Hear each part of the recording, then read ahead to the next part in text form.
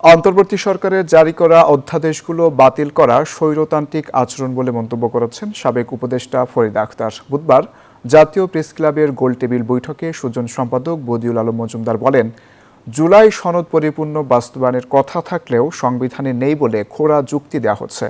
বৈঠকে এনসিপি নেতারা বলেন, 2030 সালে নির্বাচনে ক্ষমতা হস্তান্তরের জটিল করার জন্য এই অধ্যাদেশগুলো বাতিল করছে বিএনপি, যার ফলে রাজপথে কর্মসূচি দিতে বাধ্য হচ্ছে 11 দল।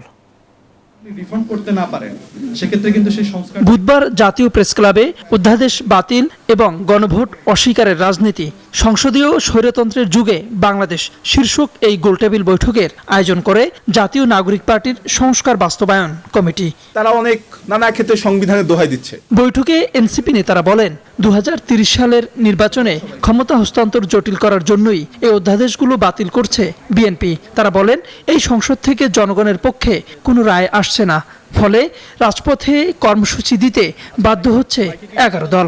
যে অধ্যাদেশগুলো তারা বাতিল করে দিচ্ছে, এর পেছনে আসল মতলব হচ্ছে 2030 সালের নির্বাচন। তারা আবারও ওই ক্ষমতা হস্তান্তরের মুহূর্তে একটা বড়সড় ঝামেলা পাকাবে। কার্যত 2/3 পাওয়ার ফলে এই সংসদ একটা অকার্যকর সংসদ হয়ে গেছে আর কি।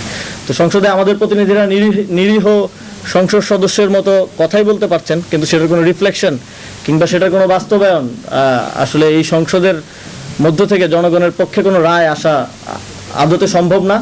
গোলটেবিল বৈঠকে সুজন সম্পাদক বদিউল আলম মজুমদার বলেন, জুলাই জাতীয় সনদ পরিপূর্ণ বাস্তবায়নের কথা থাকলেও তা নিয়ে গড়িমসি করা হচ্ছে। রাষ্ট্রবিজ্ঞানী অধ্যাপক দিলারা চৌধুরী বলেন, গণভোট বাতিল হলে সঙ্গে সঙ্গে নির্বাচনও বাতিল হবে। জুলাই জাতীয় সনদ তার একটা অংশ নিয়ে যে গণভোট হলো, যেটা জনগণ অনুমোদন করেছে এবং যেটা শেষ কথা হওয়ার কথা, সেটা নিয়ে গড়িমসি করা হচ্ছে এবং কতগুলো খোঁড়া যুক্তি দিচ্ছে। যেমন একটা যুক্তি দিচ্ছে এটা সংবিধানে নাই। জুলাইয়ের যে আপনার গণভোট বাতিল যদি হয়, গণভোটের বাতিলের সঙ্গে সঙ্গে নির্বাচনও বাতিল। এছাড়া এই বৈঠকে কথা বলেন অন্তর্বর্তী সরকারের সাবেক উপদেষ্টা ফরিদা আক্তার। তিনি বলেন, অধ্যাদেশগুলো বাতিল করা একেবারেই স্বৈরতান্ত্রিক আচরণ। যে সংস্কারগুলো অন্তর্বর্তীকালীন সরকারের সময় হয়েছিল, সেগুলো কিন্তু অনেকগুলো আলোচনার পরে হয়েছিল। ফলে এখানে এটা নিয়ে যে এভাবে প্রশ্ন তোলা হচ্ছে, বাতিল করে দেয়া হচ্ছে, এগুলো মানে একেবারেই একটা স্বৈরতান্ত্রিক একটা আচরণ আমি বলবো।